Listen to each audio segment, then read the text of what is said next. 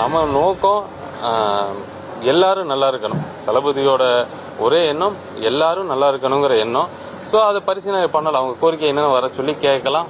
சரியா இருந்தா பண்ணலாம். பட் அதை தாண்டி அரசுக்கு மறைமுகமா சில பேர் அழுத்தம் கொடுத்து அரசை பணிய வைக்கலாம் நினைச்சா கடுமையான நடவடிக்கை எடுப்போங்கிறது தெரியும்.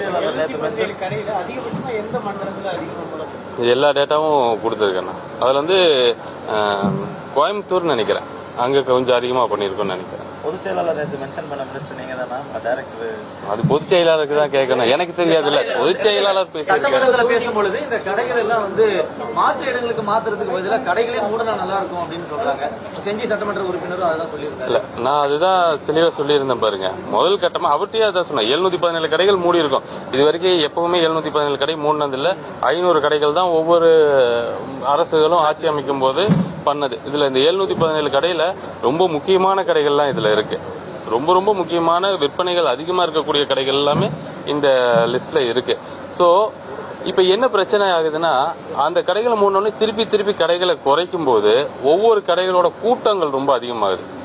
ஒரு கடையில ஒரு 100 பேர் நின்றுட்டு இருக்கிறாங்க.